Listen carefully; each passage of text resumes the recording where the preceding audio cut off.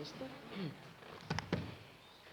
Buenas tardes, bienvenidos a todos los miembros de la Asociación de Amigos de Unamuno, bienvenidos también a todos los interesados en Miguel de Unamuno y en esta etapa tan importante en su vida que vamos a conocer a lo largo de la semana. Espero que no haya habido ningún problema, que todas las personas que quieran estar estén. Hemos tenido, bueno, no lo puedo calificar ni problema, ajeno desde luego a los amigos de Unamuno, también a la Casa Museo Unamuno. Estamos haciendo una intervención artística, una restauración en el Salón Rectoral y en el estado en el que se encontraba hoy todo nos pareció que no era muy aconsejable estar allí.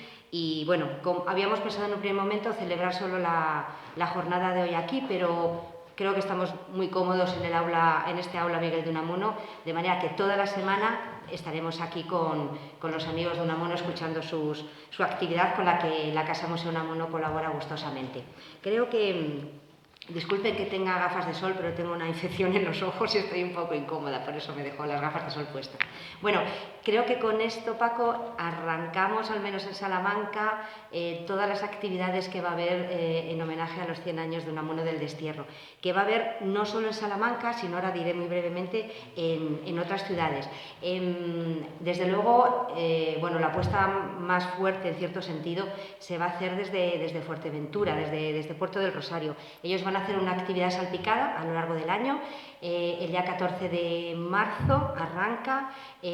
Para los que la conozcan o las que no lo conozcan, han remodelado la Casa Museo Unamuno, que creo que los amigos de Unamuno estuvieron allí en uno de sus viajes, la han remodelado, han puesto en marcha una exposición que creo que va a quedar de manera permanente. La cátedra extraordinaria que hacen todos los años va a estar llena de unamunianos y de gente conocida, le van a dedicar la Feria del Libro a Unamuno. Nosotros desde la casa vamos a participar con ellos porque nos han pedido la exposición que está itinerando por Castilla y León bajo pluma de mujer, que está patrocinada por el ICIL. Y bueno, estaremos allí de una manera o de otra todos, la familia y todos los interesados. La segunda ciudad que quiere presentar sus respetos a Miguel de Unamuno este año es Cádiz. Como saben, quizás Paco nos lo cuente ahora, Miguel de Unamuno estuvo unos días en Cádiz, alojado en un hotel.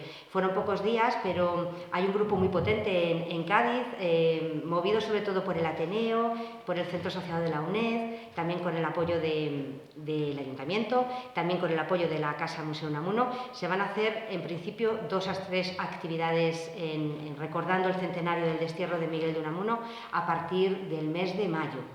Y como saben, la Universidad y la Casa Museo Unamuno, por supuesto, se suman no solo con esta actividad de apoyo apoyando más que organizando con los amigos de Unamuno.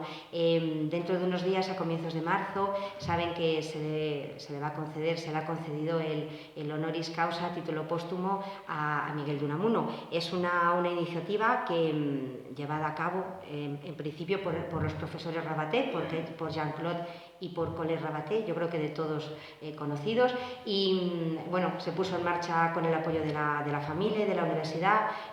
Pablo de Unamuno, que hoy nos acompaña, llevó a cabo su defensa y a comienzos de marzo en el Paraninfo tendrá lugar este acto que tiene toda la carga protocolaria, académica y seria, pero que yo creo que todos entenderán que va a tener una carga emocional muy importante tanto para la familia como para el resto de unamunianos.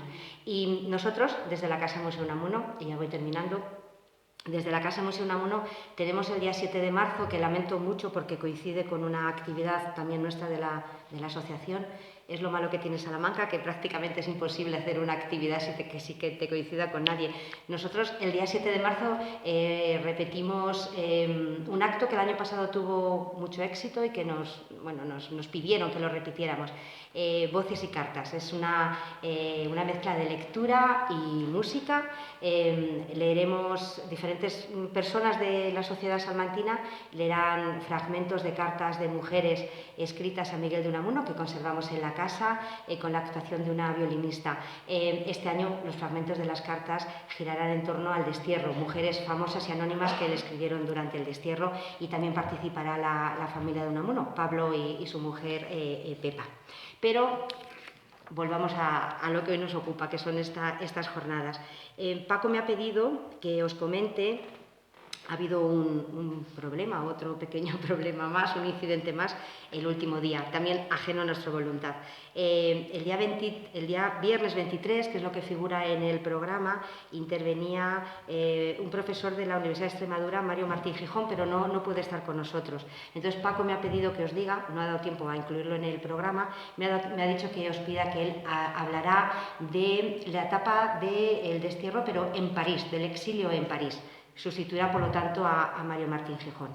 No voy a presentar a Paco, porque hay otro compañero de la directiva de la Asociación de Amigos de Unamuno que va a hacerlo. Yo simplemente quería darles la bienvenida oficial en nombre de la Universidad y de la Casa Museo Unamuno. La Asociación Amigos de Unamuno sabe que desde la Casa estamos encantados en colaborar con ellos. Normalmente solemos acogerles pues unas 2 veces al año. Esto era una cosa excepcional, eran más días, pero creíamos que realmente vale la pena porque el tema lo merece. Muchas gracias. Te dejo.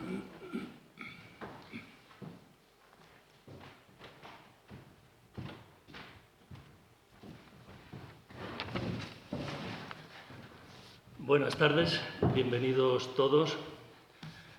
No sé qué presentación hacer de Paco porque todos sabéis quién es, lo conocéis perfectamente, pero bueno, teniendo este programa, ¿quién mejor para iniciarlo que Francisco Blanco Prieto, gran estudioso, conocedor de la vida y obra de Unamuno, además gran divulgador de la misma a través de sus escritos, sus conferencias, sus coloquios y sus libros, como Diario Final, Unamuno profesor y rector, Unamuno en la política local, Unamuno en las Cortes Republicanas, Miguel de Unamuno, mitos y leyendas, siempre aportando datos veraces, bien documentados y contrastados, fiel a su lema. Como diría Unamuno, la verdad antes que la paz. Y les dejo con la personalización del destierro. Adelante, Paco. Muy bien. Bueno, pues me han dicho que normalmente no se me oye, entonces voy a ver si es verdad que no se me oye. ¿Se oye? Sí, estupendo, gracias. Bueno, no es una casualidad que desde la asociación organizáramos en estos días estas jornadas recordando el primer centenario del destierro de Unamuno. No es una casualidad. Hoy, justo 20 de febrero, hace 100 años, hoy, que a Unamuno se le decretó el destierro, hoy. Y mañana, en la intervención que corresponda, hará 100 años que Unamuno salió de Salamanca. Es decir, hemos hecho coincidir estas jornadas con fechas muy significativas de lo que significó el destierro de Unamuno. Bien, en la charla que vamos a tener hoy, yo voy a tratar de, analizando todo lo que Unamuno escribió entre el 13 de septiembre del 23 y el 20 de febrero del 24, todas las manifestaciones que hizo, todas las conferencias, todas las cartas, todos los artículos, analizando todo eso, llegar a la conclusión de por qué a Unamuno se le desterró. Espero que al final pues, a todos nos quede claro las razones por las cuales a Unamuno se le desterró. Pero ya anticipo que las razones del destierro tuvieron poco que ver con temas ideológicos, de liberalismo, de antimilitarismo y de cosas por el estilo.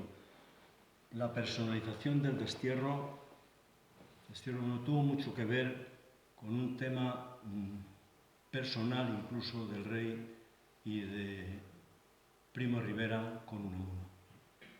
Porque Unamuno se lanzó con unas agresiones verbales y unos vituperios y unos insultos por vía privada, lo veremos, pero que realmente provocaron pues, la rebelión del marqués de Estella y del monarca contra Unamuno y se decreta el destierro. Vamos a verlo con datos, con hechos y veremos a ver si al final consigo convencerles de ello. Unamuno y Primo de Rivera no llegaron a conocerse personalmente nunca. Nunca. Unamuno nos refiere en el poema número 29 de su libro de Fuerteventura a París, en un poema escrito el 24 de mayo de 1924, fíjense lo que dice. Dice: conocí, pero nada más de vista, claro, a Miguel Primo de Rivera, llamado Miguelito por sus familiares. Es decir, es el propio Unamuno el que nos dice que no tuvo un trato personal con él nunca. Lo de Miguelito me interesa insistir porque don Miguel, el primer nieto que tuvo, que fue Miguel Quiroga Unamuno, el hijo de Salomé y de José María Quiroga, le pusieron el nombre Miguel. Entonces Unamuno siempre tuvo especial interés en que a ese nieto nunca se le llamara Miguelito, sino Miguelín. Y no quiso que se llamara Miguelito por razones de posible identificación con el dictador. Bien, la primera polémica que tiene Unamuno con el dictador Primo de Rivera es, siendo él capitán general de Valencia, se produjo prácticamente la expulsión de 25 alumnos de la Escuela Superior de Guerra, y entonces, claro, se produjo una protesta y el dictador dijo que, entonces capitán general dijo que no había que preocuparse porque la expulsión se había hecho como si en un casino a unos socios se les da la bola negra, que significaba la expulsión del casino. Y entonces Unamuno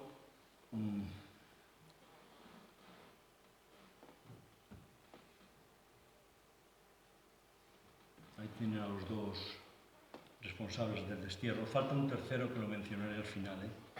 Entonces Unamuno, en el Mercantil Valenciano, en la primera página, publicó un artículo titulado «El ejército no es un casino», donde aludía a que a esos alumnos de la Escuela de Guerra se les expulsaba porque habían criticado y habían estado en desacuerdo con decisiones de sus jefes. Y entonces se les expulsa. Ante la intervención de Primo de Rivera, Unamuno dice: no, esto no es un casino, el ejército tiene que ser otra cosa, ¿no?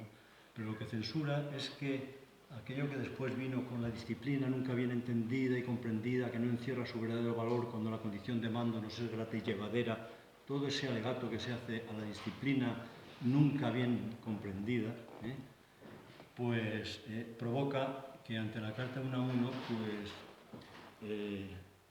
Primo de Rivera responde en el mismo periódico, en el Mercantil, pues nada menos que proponiéndole resolver el tema en un lance de combate físico. Le dice concretamente: no habría gallardía en destemplanzas, escribe el Primo de Rivera, que no pudieran conducir al riesgo de tener que sostenerlas en el terreno que de antemano supongo que al señor Unamuno rechazará, pero que a mí me gustaría tener. Es decir, está claro que le está proponiendo nada menos que un lance de dolor físico, ¿no? Don Miguel contesta, ya cerrando el tema, viendo que el diálogo es prácticamente imposible, pues contesta ya un poco de una manera muy personal, hablando de que no le entienden, de las entendederas, de las explicaderas, pero se quita ya el tema del medio y no vuelven a tener contacto. Esto ocurre en 1919 y no vuelven a tener contacto, no digo personal, que nunca lo tuvieron, sino... Bien, vamos con el golpe de Estado. En el verano de 1923, Unamuno pasa el mes de julio entre Becedas y Gredos. Y en agosto emprende la ruta hacia el norte, pasa por Palencia, donde está su hijo Fernando, lo visita, de Palencia sigue para arriba hasta Torrelavega y de Torrelavega se va a Tudanca, donde José María Cosío tiene una casa, y pasa con él en Tudanca 20 días. El regreso lo hace por el mismo itinerario y cuando llega a Palencia, pues se encuentra con la noticia de que se ha producido un golpe de Estado. Él se entera en casa de su hijo Fernando, pero fíjense, el día anterior O sea, el día 22, Unamuno había publicado en el Liberal un artículo titulado República y Corona, donde él hablaba y pedía que había que republicanizar la corona, pero nunca coronar la república. Y hace una crítica a la situación para él de momento imprevisible, porque este artículo sale en Liberal el día antes, pero el día 23, cuando llega a casa de su hijo, es cuando se encuentra con el panorama se le hiela la sangre, lógicamente, con el panorama a ver, ¿cómo era esto? Así. Eso es el relato de lo que les he dicho del artículo que les he mencionado del ejército. No es un casino, ¿no? Donde hace el alegato y a los tribunales de honor los censura con todas las fuerzas. Bien. Ahí tienen el manifiesto. El manifiesto lo firma Primo de Rivera el día 12 y lo publica La Vanguardia de Barcelona el día 13. Y de ahí se difunde ya a toda España. Yo no sé si valdría la pena, si alguno está interesado podemos leer algo del manifiesto, pero bueno, viene a hablar pues, de todo eso que hablamos de la casta y de la gallardía y de la machonería y de que cosas que realmente chocan frontalmente con la sensibilidad de un intelectual como Miguel de Unamuno, ¿no? Bien, al día siguiente es cuando en la misma Vanguardia se publica ya la declaración del estado de guerra, primero en la región militar y luego en el resto de España. De esta forma comienza el directorio militar apoyado por el rey, justificando el golpe de Primo de Rivera. Y fíjese, sin que pudiera informarse de ello el dictador, cuando está en casa de su hijo Fernando, es cuando él concluye el poemario Teresa. Y en el poemario Teresa hay una despedida que pueden leer ustedes, en las cuales dice Unamuno: estas líneas las estoy escribiendo en unos días plácidos y sosegados de mediados de septiembre de este año de 1963. Las escribo en días de agitada historia patria en que unos adultos señoritos, atolondrados mozos de canas, sin meollo en la sesera y obsesionados con la masculinidad física, por el erotismo de casino, se ponen a jugar a la política como podrían ponerse a jugar al tresillo. El tresillo es un juego de cartas. Henchidos de frivolidad castrense. Las escribo en días en que me ha hecho sonrojarme un manifiesto que huele a heces de una noche de crápula y con voces roncas de disputa, y la desesperanza me invade al oír a 4 botarates jerárquicos hablar de su moral y de su doctrina y proclamarse casta. Esto no llega a Primo de Rivera, porque esto, aunque lo escribe estando en casa de Fernando con motivo de esto, pero esto no se publica hasta muy entrado ya en 1924, cuando él está incluso ya en el destierro.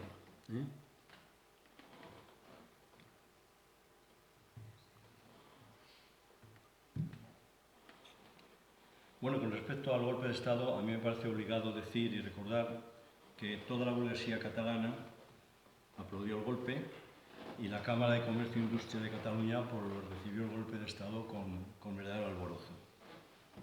Finalmente, aquí en Salamanca,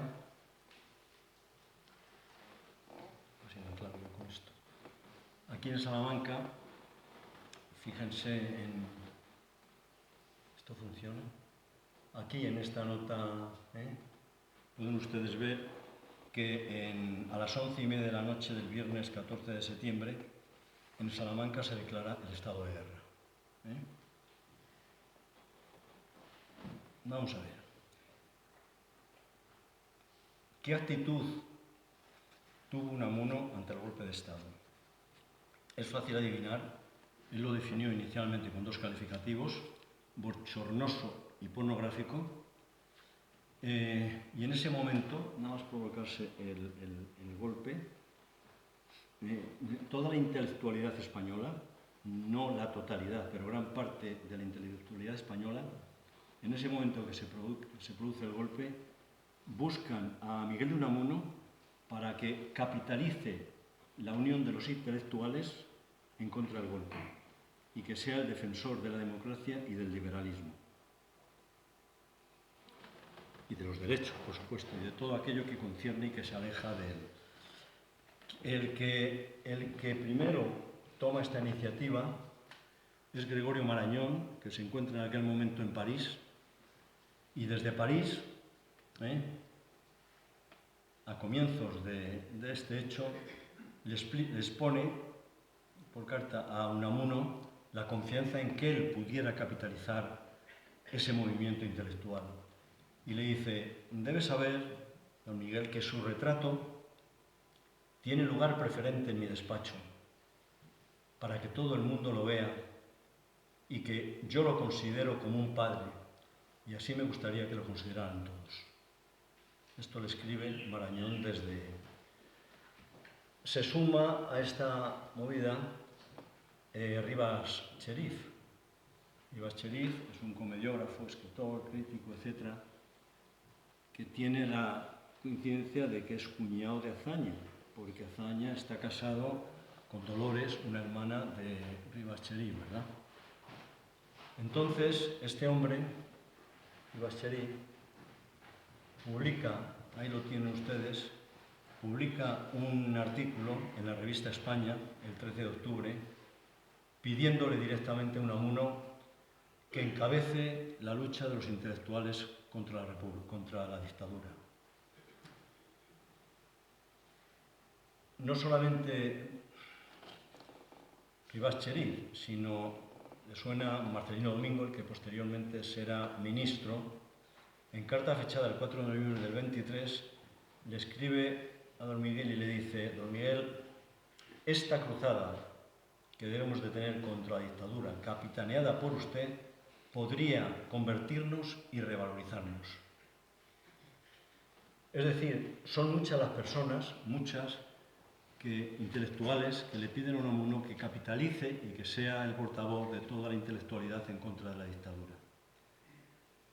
Más adelante, Antonio García Solalinde, del que hablaremos mucho después, le dice por carta el 23 de noviembre: hay que hacer algo francamente de izquierdas, radical totalmente, que agrupe a todos los que no intervinieron en política, especialmente a los jóvenes, pero al lado todo ello de una figura de prestigio y de autoridad que no puede ser otra que usted.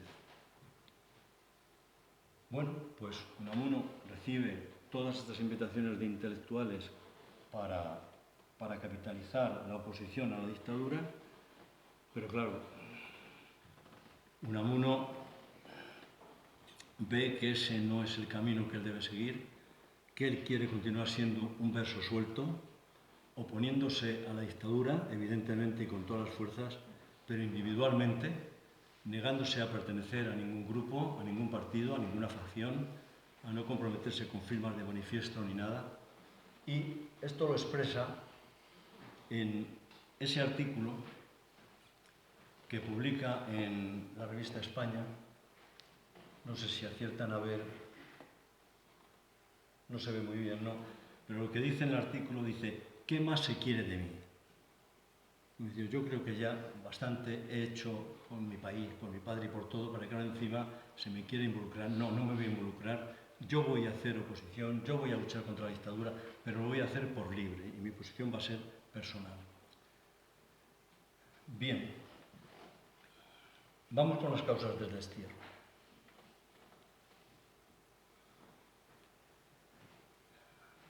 Las causas, las dos razones que propone el directorio para desterrar a Unamuno son el absentismo académico, que no aparecía por clase, y las declaraciones disolventes en contra del directorio, de él y del rey. Después añade al otro socio que hablaré de él al final. Entonces, en ese momento, el directorio emprende una investigación sobre el absentismo de Unamuno a las clases y descubre que en 30 años de actividad docente había faltado, sin justificación, 5 días. Por lo tanto, el primer argumento no necesitamos ni argumentar en contra de él. Y el otro, en cuanto a declaraciones disolventes, vamos a ver que esas declaraciones disolventes en ningún caso se hacen de manera pública en España, en lo que escribió. Esas declaraciones duras y disolventes se hacen de manera privada, porque la censura de la dictadura no permitía otra cosa, como le comenta el propio Marañón, que le dice, sí, es que claro, comprendo que leer sus artículos en España no vale la pena porque están censurados y no puede usted decir todo lo que siente.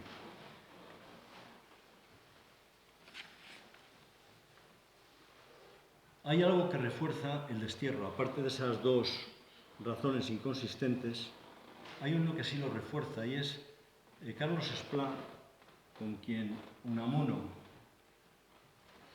ahí lo tienen, Carlos Esplá, con quien Unamuno se va a encontrar después en París, en la Rotonda, como veremos, y en todo el movimiento de España con honra, de la revista, de eso hablaremos el viernes, pues está convencido que las actitudes que está teniendo el dictador con Unamuno es porque lo desconoce completamente. No sabe quién es Unamuno.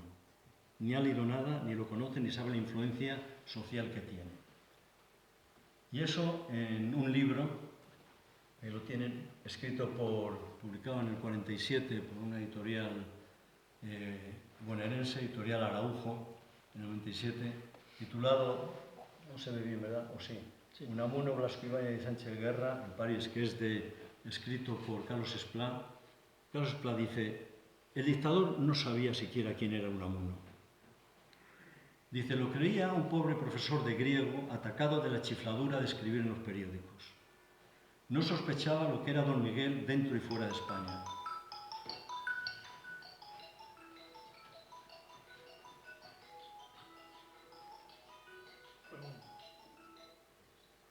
Dice, no sabe, para la juventud universitaria española, Unamuno era el auténtico maestro y el único en el que creía, dice Carlos Esplá, para la juventud. Y para la opinión pública, dice, Unamuno iba unido a la demanda de responsabilidades y fue su máximo defensor. La demanda de responsabilidades es que el 21, el desastre de Anual, todo lo que pasó en la guerra, y quien más se volcó en pedir responsabilidades por todo el desastre que había habido allí, había sido Unamuno, ¿verdad? Entonces dice que Primo de Rivera, opina Esplá, no lo conocía. Vamos a ver. Vamos allá.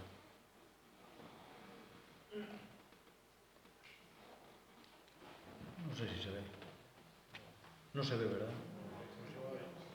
Se ve, no ven. No alcanzo a verlo. Bueno, ahí tienen todo lo que... No sé, lo veo como desenfocado, ¿no? Es que lo ves de lado, no se ve de suelo. Bueno, ahí tienen todo lo que Unamuno escribió, dijo en discursos, en cartas y en todo, desde el 13 de septiembre del 23 hasta el 20 de febrero del 24. Eso es todo. Ahí tienen... No puedo verlo. Fíjate, voy a tener que coger el... Perdónenme. A ver. Para... No sé si lo tengo aquí.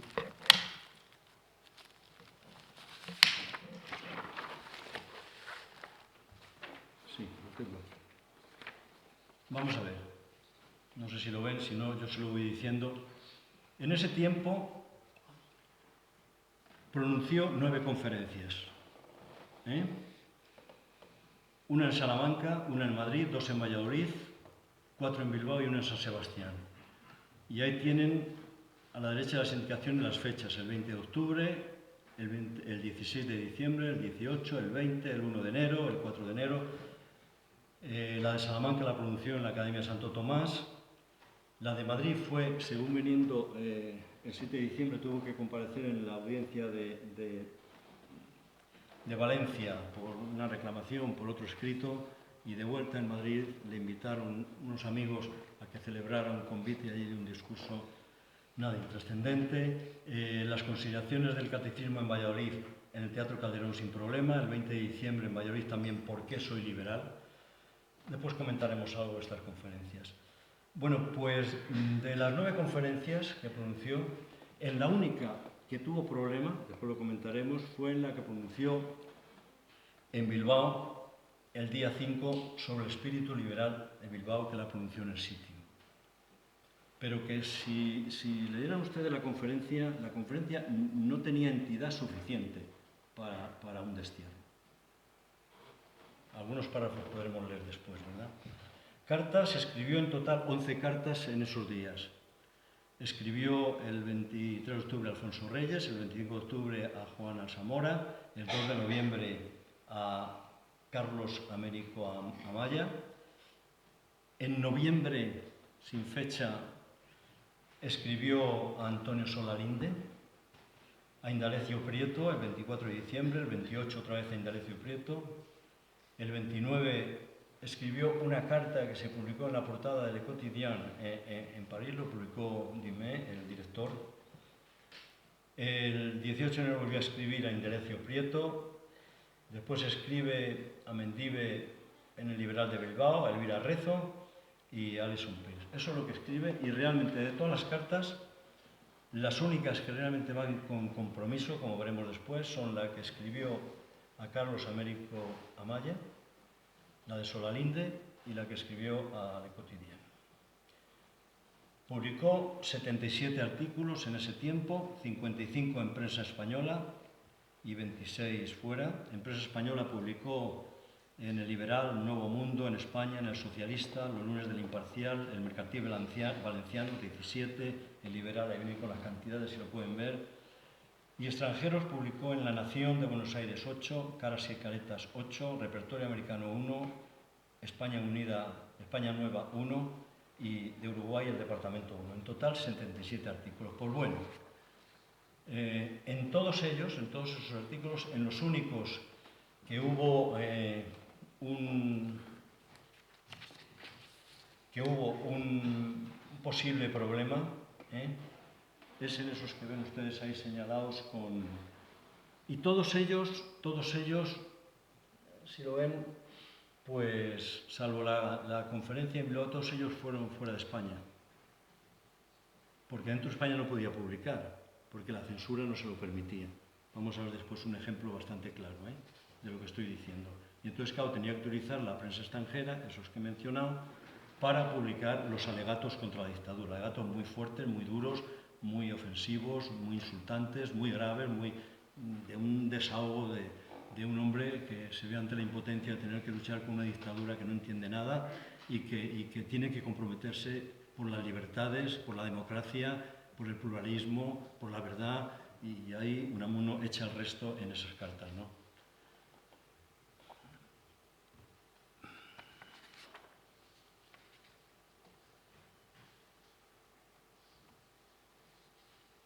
Hay un artículo, el golpe de Estado se produce el día 13 de septiembre. Comienza el curso escolar en Salamanca y el día 25 escribe lo que puede considerarse un contramanifiesto, pero muy ligero, con no excesivo compromiso. Un contramanifiesto a los estudiantes, con un carácter muy general, aludiendo desde luego a la situación. Ahí lo pueden ver, no sé si... Sí pueden leerlo, no sé si pueden leerlo. Pero fíjense, lo escribe el 25 y el manifiesto se publica el día 30. Manifiesto, o sea, esta carta a los alumnos ante el nuevo curso se publica el día 30. Vamos a jugar a la imaginación. ¿Qué pasó entre el día 25 y el día 30? Los artículos, antes de ir a la prensa, tenían que pasar por el gobierno militar de Salamanca, donde había un censor. Ese artículo pasaría. Sabemos por Valentín del Arco, un catedrático de la Universidad de Salamanca, que el censor que había en el gobierno militar conocía muy bien a Unamuno y sabía sobre todo mucho la incidencia que la opinión de Unamuno tenía en Salamanca y la importancia que tenía su figura. Entonces siempre, nos comenta Valentín, siempre el censor trataba de hablar con él, decirle, hombre, mire usted, evite este insulto directo, cambie esto, cambie este adjetivo, ponga lo otro, haga. Y presumiblemente, si escribe el artículo 25 y se publica el 30 y no aparece el nombre del dictador, ni el nombre del rey, ni nada, es fácil suponer, repito, no hay dato que lo confirme, porque el censor ya no vive, que ahí tuvo una intervención el censor para que la cosa se dulcificara un poco, ¿verdad? Entonces, ahí pueden ver, por ejemplo, Alusiones de Unamuno, en el cual dice, les habla, bueno, en todo este tiempo, lo digo porque lo vamos a leer ahora, en todo este tiempo hay un artículo muy interesante escrito hablando de lo que representó el valor de la inteligencia para Unamuno durante esos 5 meses. Está continuamente él pidiendo que se utilice la inteligencia para resolver las soluciones, que el militarismo no va a ningún lado, que la violencia no va a ningún lado, que la fuerza, la opresión, romper la libertad, no, que el valor lo tiene la inteligencia por encima de todo, como valor máximo en la raza humana y en cualquier situación, ¿verdad? Pues ahí les dice, es la inteligencia la que ha de salvar a la patria, le dice a los alumnos. Cierto que para regirla no hacen falta hombres sabios. Se llama así a los pedantes. Es que leo, está la letra muy pequeña y me cuesta mucho leerlo. Pero sí hombres de inteligencia, hombres que sepan entender. Y estos días en que se oye con alta frecuencia el caluroso elogio a la dementalidad, de la frivolidad bravucona militares, de la botaratería militares, cultivad la inteligencia, que es la seriedad. Y Dios nos libre de todos de tener que morirnos de risa, que debe ser la más terrible de las muertes. Proclamad que no hay valor, ni energía, ni voluntad, ni patriotismo sin inteligencia. Esto es un recurrente en todos esos 77 artículos que escribió. Raro es el momento en el cual él no alude al valor de la inteligencia, que utilicemos la inteligencia, a que solo con inteligencia vamos a salir de aquí, que es lo que nos va a salvar. Inútil, ¿no? Porque cuando el dictador se sienta, dice que es una letra de cambio a corto plazo y que en 90 días vencería y estuvo 6 años, ¿no? O sea que no fue fácil. A raíz de esto también se celebra en Salamanca un claustro. Y en ese claustro Unamuno propone que no se responda a una petición que viene del directorio diciendo que se informe sobre actividades de alumnos, de profesores, vicios que se cometen, errores y todo.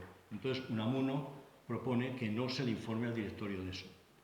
El rector es Esperabé. La proposición de Unamuno no sale adelante.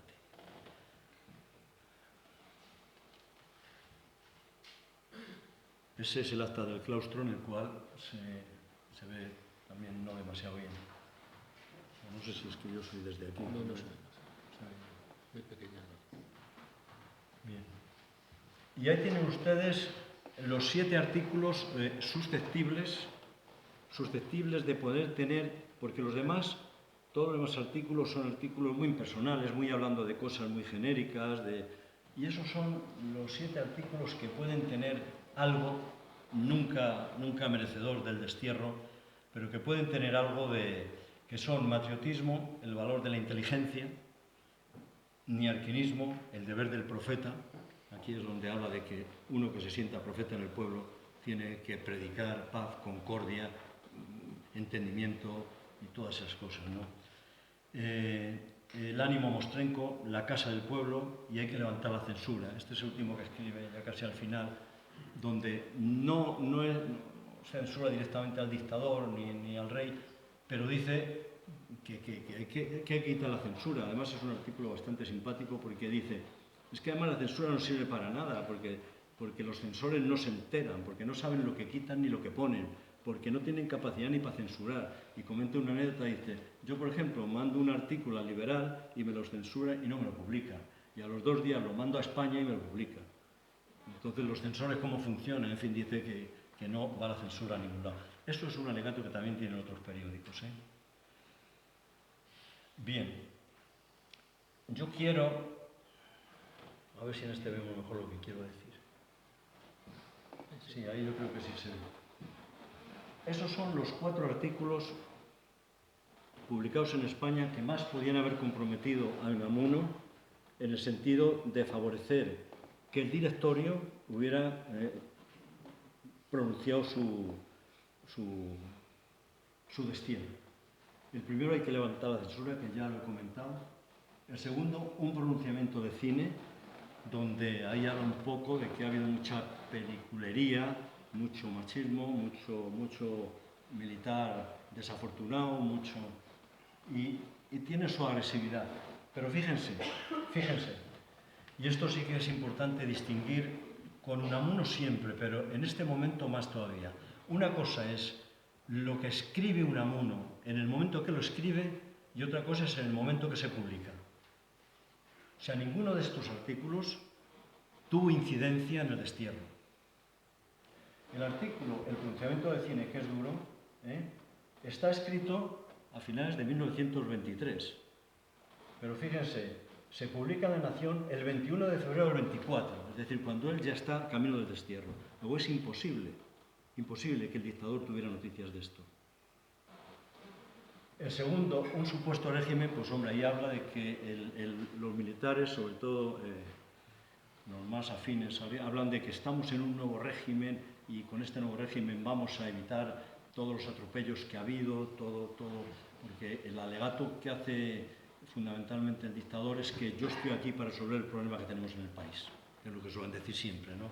Yo estoy aquí para resolver los problemas que tenemos en el país y vamos a crear un nuevo régimen, que esto va a ser maravilloso. Y Unamuno dice, no hay nuevo régimen, son los mismos perros con distinto collar, son los mismos caciques, los mismos militares de Marruecos, los mismos, todo esto no ha cambiado. Eso es lo que dice en ese artículo. Ese artículo está escrito en enero de 1924, pero lo publica La Nación el 22 de febrero del 24. Es decir, él está en Madrid o camino ya de Cádiz, ¿vale? Luego está La Sacudida, donde ahí arremete mucho diciendo que el golpe de Estado lo que ha producido es un temblor en España, una sacudida que realmente no va a tener consecuencias favorables, ¿verdad? Pero es un artículo que está escrito a fin de 1923 y lo publica La Nación el 30 de febrero del 24. Es decir, de todos los artículos, estos son los que podían tener cierto argumento para el destierro, pero carecen de argumento, por eso que les digo, porque se publican fuera de España, en La Nación, y el otro en el Quotidien, y es fuera de España. No pudo informarse porque ya se había decretado el destierro de Unamuno. En cuanto a las 9 conferencias pronunciadas,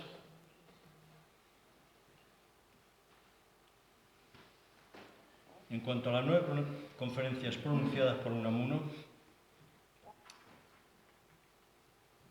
puedo decir que la primera fue, ya lo hemos dicho, en la Academia Santo Tomás de aquí de Salamanca, y lo más grave que se pronunció en aquella conferencia, lo más que podía inquietar es, dijo Unamuno y dice, se debe respeto a la autoridad, en efecto, pero ese acatamiento hecho a la autoridad no excluye la libertad de la crítica de sus decretos, que cuando la autoridad ordena algo inconveniente, se cumple, pero a la vez se protesta de aquella inconveniencia a que se le obliga a uno a cumplir. Basta la inteligencia y la razón para regir al pueblo. Esto es, si quieren, lo que pronunció en la Academia Santo Tomás de aquí, lo que pudo ser lo más duro, ¿verdad? Cuando vuelve, ya he hablado de esa conferencia, cuando vuelve Unamuno de Valencia, de ese proceso, pues se detiene, pronuncia una conferencia en Madrid, un discurso, vamos, en esa comida que le dan, que no tiene la menor importancia. Pero no viene directamente a Salamanca de ese viaje de Valencia, sino que pasa por Valladolid, pronunció una conferencia el martes 18 de diciembre en el Teatro Calderón, exponiendo consideraciones sobre el casticismo. A ver si... No.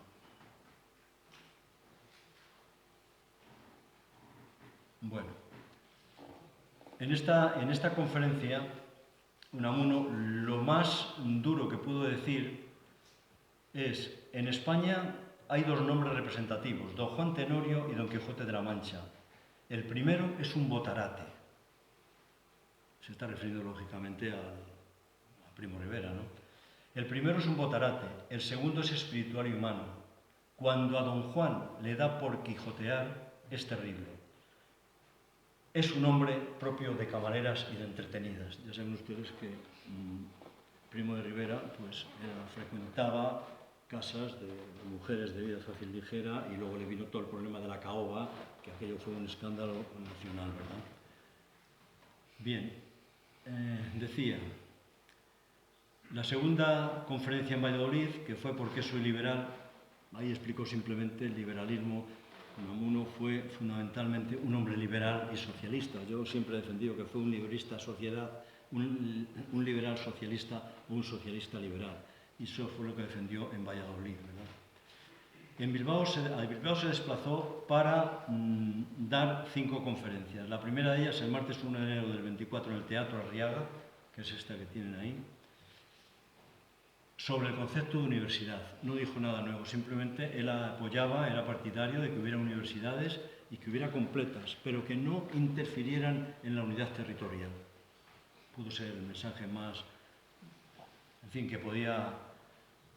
La otra la pronunció en el Ateneo de San Sebastián sobre la niñez en el hombre, y es realmente una conferencia que estaba en el periódico, pero si la leen es de una dulzura y de una poesía que está lejísimo de cualquier compromiso político tal, porque es de una literatura deliciosa para leerla desde el punto de vista afectivo, ¿verdad? La siguiente, el día 5 de enero de 1924, habló en la Sociedad El Sitio, esta la del problema, sobre el espíritu liberal en Bilbao. Una conferencia que le dio problemas, como veremos cuando analicemos las 4 que... A los 2 días, el 7 de enero, dictó la conferencia El liberalismo socialista, donde habló simplemente desde el carácter liberal que tiene el socialismo, y mencionó con frecuencia a Pablo Iglesias y evocó una pequeña biografía, una pequeña semblanza de él. Finalmente terminó el ciclo el martes día 8 en el Casino Republicano, donde pronunció la última conferencia sobre la Constitución. Simplemente habló de la historia de la Constitución y del futuro que podía tener. Dicho lo anterior, ¿cuáles fueron entonces las razones que provocaron el destierro de Unamuno? Vamos a verlas. Ahí tienen al militar. Les recuerdo estas 4 intervenciones y vamos con ellas. Vamos a ver, la carta que envió a Carlos Américo Amaya. Una carta que se envía para dedicársela, se la envía a Carlos Américo Amaya, pero es para dedicársela a los estudiantes de Renovación, una asociación que había en La Plata de Argentina, y se la envía a través de don Carlos Américo, ¿verdad? Evidentemente alguien hizo llegar esta carta al dictador. Tenemos noticias de quién hizo llegar la de Solalinde. De esto no tenemos noticias, pero alguien le hizo llegar esta carta al dictador. Digo que se le hizo llegar porque esta carta públicamente se hizo pública en 1961 en La Torre de Puerto Rico. Una revista, se publicaba, es un tocho bueno, y se publica ahí, por lo tanto, no se publicó antes esta carta. ¿Y qué es lo que dice? Para que provocara ahí tienen la carta, Dice, está hablando de la situación de España y dice y más ahora con la tragicómica farsa de ese botarate de Primo de Rivera. Aquí ya tenemos a Primo de Rivera. Lo que era un botarate ahora es el botarate, es Primo de Rivera, ¿verdad? Y más ahora con la tragicómica farsa de ese botarate de Primo de Rivera. Un peliculero con menos juicio que un renacuajo. Caricatura del ya caricaturesco Mussolini, y que ha abierto aquí, en esta pobre España, un régimen inquisitorial de delaciones secretas y de persecuciones arbitrarias. ¿No se hace usted una idea de lo que es la censura ejercida por pobres beocios dementalizados por la ordenanza? El grito, que es más bien aullido de guerrilla de esta jauría, es fuera la libertad. Como si fuera posible justicia sin libertad. Admiten la denuncia secreta, pero no contra sus enemigos. Pero no se les puede denunciar a ellos públicamente porque no admiten la denuncia. Corremos días tristes, créamelo. El odio troglodítico a la inteligencia se ha exacerbado y vuelve el nefando contubernio de la cruz con la espada o el pectoral con el fajo. Y me duele tanto España y más la quiero cuanto más me duele. Es una carta muy comprometida ya, muy directa al dictador, muy directa a la situación y muy de... La carta que se publica en Le Quotidien, la tienen ahí, es un artículo que se publica a modo de carta, forma abierta al director, el director de Le Quotidien. Es un diario republicano parisino, acabaría por desaparecer con el tiempo. No, la carta fue publicada el 23 de diciembre de 1923. Unamuno todavía está en España, ¿verdad? Y se dirige especialmente al mundo intelectual. Era el que básicamente hacía lectura de esa carta. Y dice: esta pobre España, hoy día víctima de la reacción más bárbara, una reacción de tiempos troglodíticos. Así, el 12 de septiembre, un general con inteligencia inferior a la media, devorado por vanas ambiciones, lanzó un manifiesto que fue una suprema ignominia para la patria porque abre un periodo de persecución a la inteligencia. Después del manifiesto, la vida íntima de los españoles que aman la libertad, la justicia y la humanidad ya es un infierno. Soportamos cada día que el poder público insulte a los sentimientos más nobles y excite las pasiones más bajas. Nadie aquí pide libertad. Obviamente, al que la va a pedir le cierran la boca con una mordaza y cuando agitan las manos también se las mordazan y con las manos atadas ya no se dice nada. Los autores de este vergonzoso manifiesto dijeron que recibirían las denuncias en secreto, incluso contra ellos mismos. Mentira. Este pronunciamiento no ha tenido otro fin que tapar la vergüenza de la campaña de Marruecos y la derrota de anual de 1921. En cuanto a la conferencia del sitio, en aquellos momentos el título fue El espíritu liberal de Bilbao. Estaba de gobernador militar el general Echagüe, que fue quien lo denunció. Pero Unamuno se enteró de la denuncia que le pusieron por una carta que le envió Indalecio Prieto. Indalecio Prieto previno a Unamuno sobre esto en una carta fechada el 14 de enero del 24, en el que le dice: se ha recibido en Bilbao orden de instruir diligencias por la conferencia que pronunció usted en el sitio. Parece que se aprecia el delito de excitación a la sedición. La censura prohíbe terminantemente que se dé publicidad a la noticia. Esto lo escribe Indalecio Prieto. Y aquí tienen lo que fue esa conferencia. Tienen a Unamuno ahí, lo ven al fondo, y esto es una foto que se publicó en el Liberal sobre esa conferencia. Y algunas de las palabras que pronunció, por eso le dije yo que les anticipaba que no... Siempre hago la selección de lo que puedo ser más. Dice: el liberalismo en política es poner al ciudadano por encima de cualquier otra cosa. Fíjese qué criterio. Es el libre examen, es la crítica pública, el régimen de la opinión pública, quien obliga a todo ciudadano a intervenir en la cosa pública y a preocuparse por ella y no delegar en los demás. Así que concepto de liberalismo en Unamuno. La gente ha estado delegando en los caciques de la política. Ahora, por ejemplo, se ha dado en perseguir a secretarios de un... Comprende por qué lo califica de sedición, ¿no? Diciendo, este está provocando aquí. Dice, la gente ha estado... dice, ¿dónde me había quedado?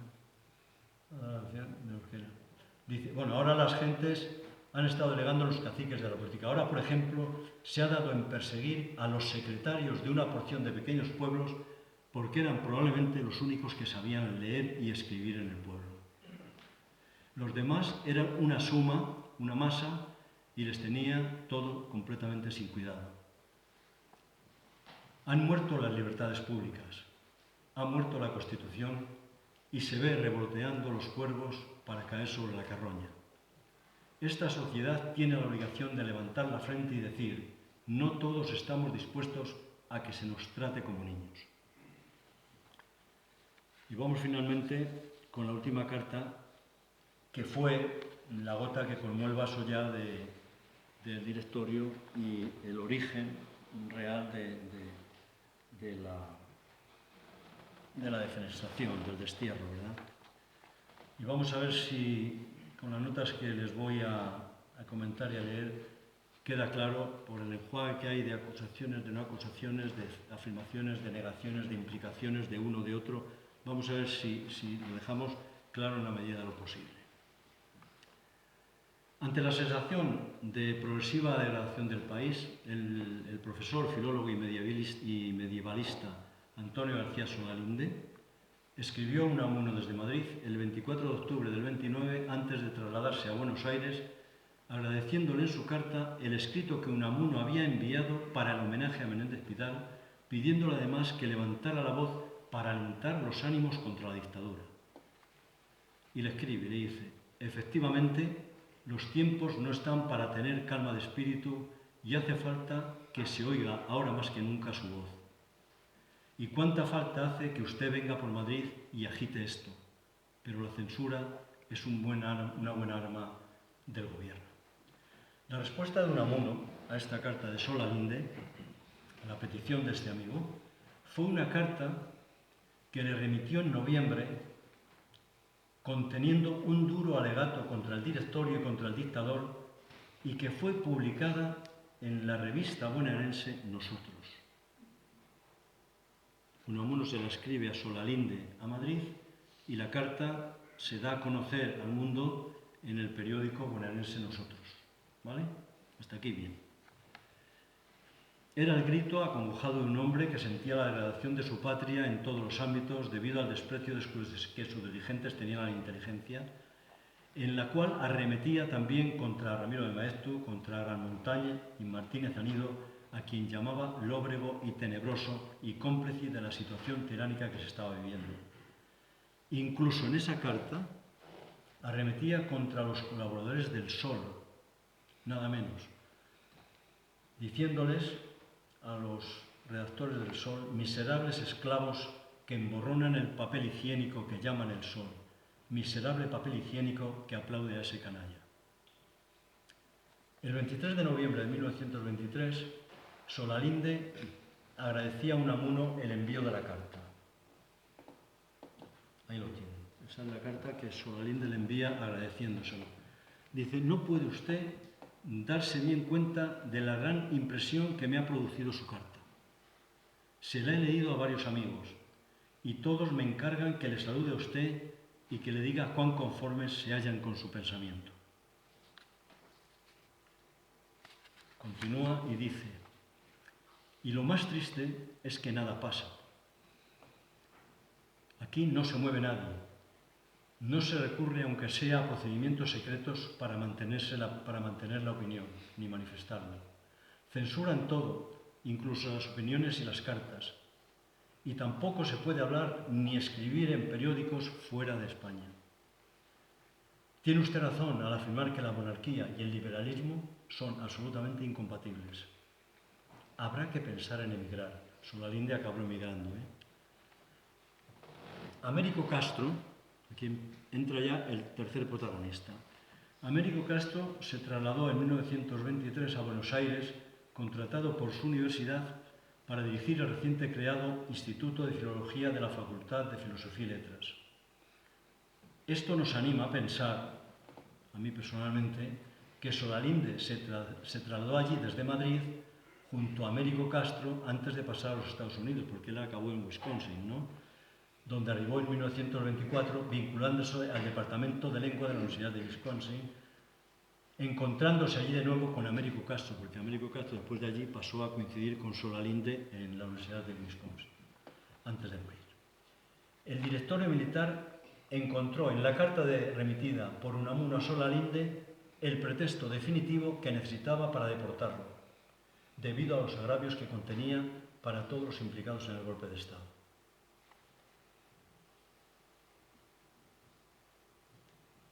Esta es la respuesta que le dan. Ahí tiene a Solalinde y a Américo Castro, los dos, y ahí tiene la carta que se publicó en Nosotros. Esa carta fue difundida, aparte de ser publicada en diciembre del 23 en Nosotros, también se publicó después, posteriormente, ya tardía, ¿no?, el 21 de enero de 1924 en un periódico de Montevideo. Ahí la tienen publicada. Y ahora viene la pregunta. ¿Quién filtró la carta a la prensa? Y la segunda pregunta. ¿Molestó a Unamuno que la carta se filtrara a la prensa? Porque fue una carta escrita a título privado a Solalinde. Aparece en Nosotros. Nosotros la publica, después la publican en Montevideo. ¿Quién filtró la carta a la prensa? La primera pregunta. Y la segunda pregunta. ¿Molestó a Unamuno que se filtrara esa carta? Vamos a ver. En principio, cualquier persona pudo haber filtrado la carta, puesto que se distribuyeron múltiples copias de la misma. Hay algún autor atrevido que incluso se arriesga a decir que fueron miles, yo no creo en tal caso, pero que se distribuyó mucho y se hicieron copias es evidente, ¿no? Entre otras cosas porque vamos a ver por qué. Algunos pensaron que fue Américo Castro quien facilitó a la redacción de Nosotros la carta para ser publicada, pero es el propio Américo Castro quien negó tal afirmación en un artículo publicado el viernes 4 de abril de 1924 en el diario español hispanoamericano La Prensa, que se editaba en Nueva York. ¿Qué dice Américo Castro con respecto a esa carta en ese artículo donde él publicó la noticia?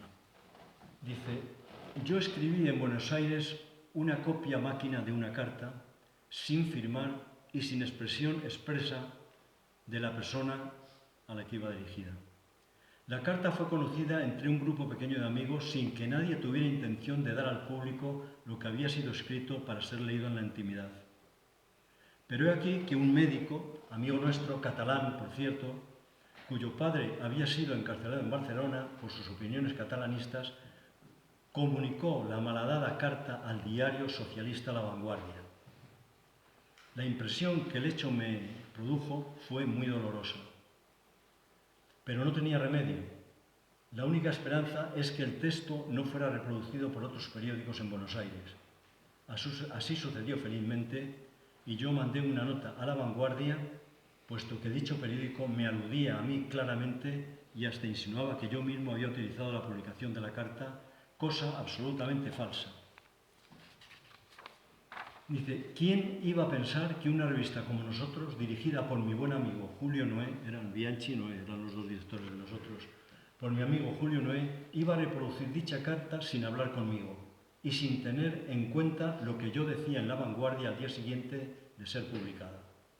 Salí de Buenos Aires el día 3 de enero, pensaba que nada tenía que temer Unamuno habiéndose hecho silencio en torno al asunto, mas he aquí que en el mes de marzo último me entero de que aquella carta, que nadie tenía derecho a atribuir al rector de Salamanca, ya que no estaba firmada ni escrita de su letra, había sido impresa y publicada en Nosotros,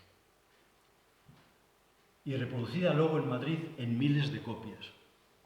La maniobra era poco airosa por parte de quienes hicieron esto en Madrid, porque no creo legítimo desfogar el descontento contra el directorio utilizando como medio la vulnerable personalidad de Unamuno, la figura más hondamente representativa del alma española, tanto en Europa como en América.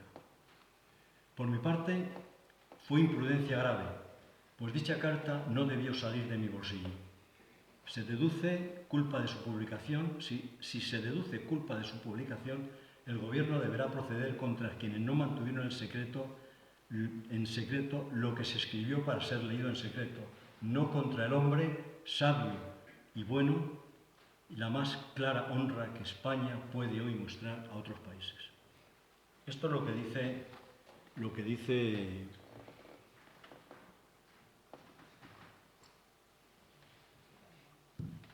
Américo Castro.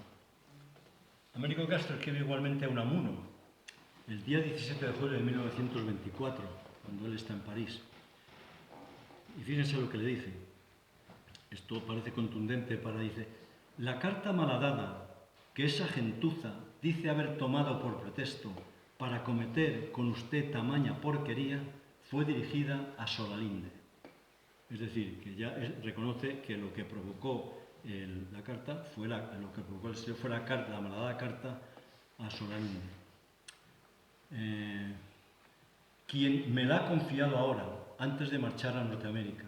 Un fragmento de ella, el más conmovedor, fue sacado en copias por Solalinde y distribuido entre amigos, como desahogo entre quienes piensan de la misma forma, sin ánimo de darlo a ningún periódico.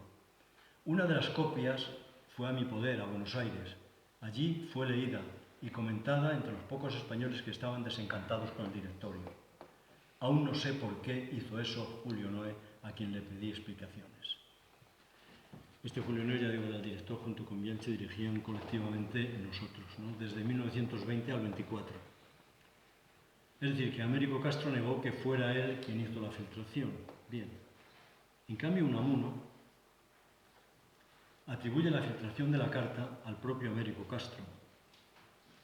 En una misiva que dirige a su médico de cabecera, Hipólito Rodríguez Pinilla, el 13 de diciembre de 1924, donde, además, Unamuno agradece la publicación de la carta. O sea que, lejos de incomodarse porque se hiciera pública la carta, agradece que esa carta se hiciera pública.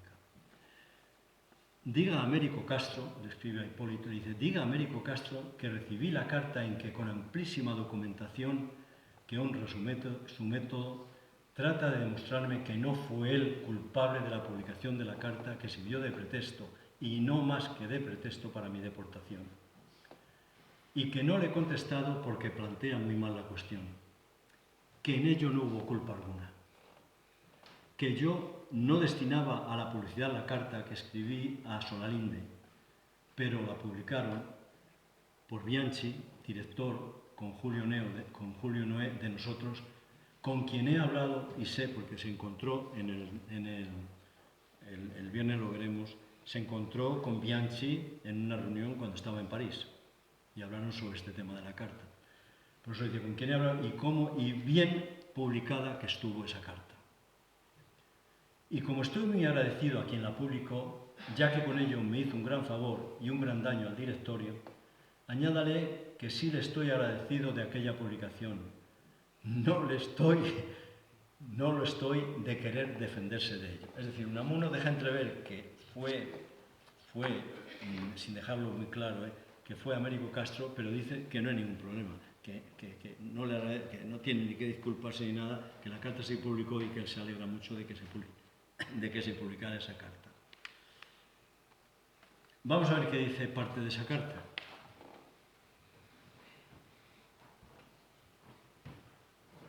Ahí sí que no la leo. No la voy a leer entera, pero sí voy a leer lo más significativo de la carta. Tiene una cabecera que dice: un grito del corazón, hermosas palabras de un hombre libre. El gran escritor español, la carta viene sin firmar pero dice: el gran escritor español, don Miguel de Unamuno, ha escrito a un distinguido profesor, también español, aquí residente, la sensacional carta que a continuación transcribimos muy complacidos. Noviembre de 1923. Le escribo aprovechando la mudez a que me condenan los bárbaros del suspensorio, los del Ganso Real llamaba a Primo Rivera, los del Ganso Real, que han ido con su majestad a Italia. Había hecho el rey un viaje a Italia con todos ellos. Yo creí que ese Ganso Real, que firmó el afrentoso manifiesto del 12 de septiembre, patrón de ignominia para España, no era más que un botarate sin más seso que un grillo, un peliculero tragicómico, pero he visto que es un saco de ruines y rastreras pasiones, o un fantoche del lóbrego y tenebroso Martínez Anido, dueño de la actual situación tiránica. Da vergüenza ser español y que haya hombres civiles que se creen honrados, que colaboren con esa gentuza corroída de rencores del lenocinio.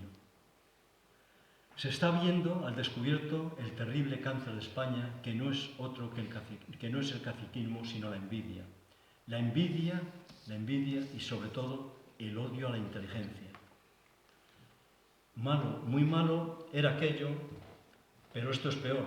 La lepra carlista de los vencidos, y hablo de las carlistas, ¿verdad?, del 20, del 40 y del 76, vuelven a brotar curas y curoides, sacristanes, furrieles y asistentes se ponen del lado de esta porquería del suspensorio.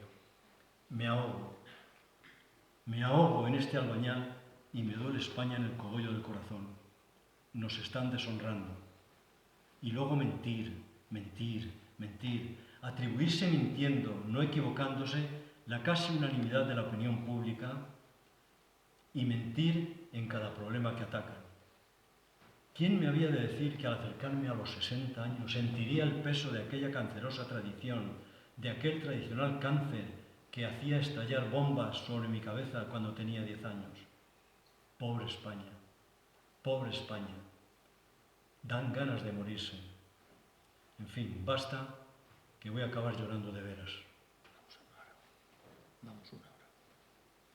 Voy terminando, si les parece. Ya acabo, si me dejan, con... Sigo... Me llama la atención ya el orden.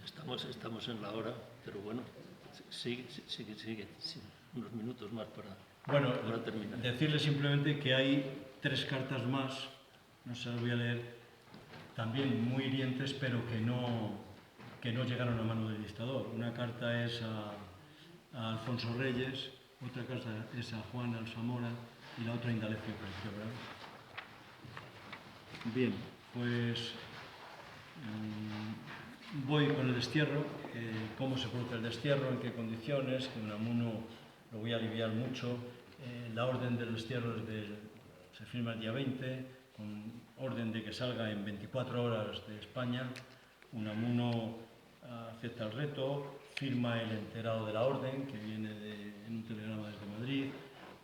En fin, cuando se entera, porque es que se entera de casualidad, se entera en unos carteles que ponía el adelanto en la Plaza Mayor con las últimas noticias para que se pudieran conocer. Ahí se entera cuando está paseando con Castro Prieto, después lo confirma, va a casa, se lo dice a la familia. Al día siguiente, el día 21, va a clase, se despide de sus alumnos diciéndole que, bueno, que para el próximo día, la lección siguiente, se va a su casa, está con su familia, con amigos que fueron a verle, y a las 2 del mediodía pues emprende el camino hacia la estación. Cuando llega se encuentra con un gentío allí de muchas personas que... Voy a pasar estas diapositivas. Son las normas del Ministerio, cómo sale el destierro, cómo él firma Este es el decreto de... Y me quedo ahí ya para acabar porque no quiero privarme de hablar de un personaje, que es, yo creo, detrás de todo, en la sombra, el alma y el promotor de todo. No quiero quitar responsabilidades ni al director ni al rey, ¿no? Pero este personaje, este nefando y nefasto personaje, es la terna, pero casi es el señor Severiano Martínez Anido. Oscuro personaje y el que más presionó para el destierro. Unamuno llegó a llamarlo cerdo epiléptico, ¿no? Fue la mano derecha de Primo de Rivera, ocupó el gobierno civil de Barcelona y la cartera de gobernación con Primo de Rivera. O sea, fue su mano derecha. Tuvo en la antesala de su despacho siempre al Somatén y sobre la mesa tuvo la ley de fugas. Eso queda definido el personaje, ¿verdad? Yo quiero comentar que en 2001 se nominó el Sanatorio Antituberculoso, que tiene una historia, el Sanatorio Antituberculoso que está en Los Montalos, ya se nominó en 2001 Sanatorio de los Montalos. Yo debo decir que hasta 20 años después, Salamanca ha tenido en la Nacional 620 en nombre de Severiano Martínez Anido en la desviación hacia el sanatorio de los Montalvos. 20 años. Simplemente decir que en el destierro,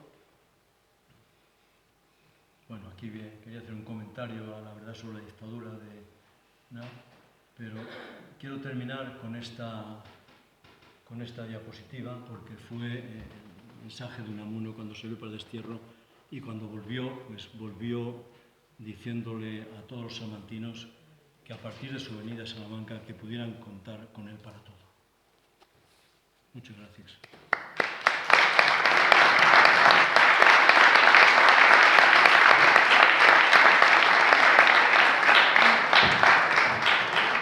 Muchas gracias, Paco.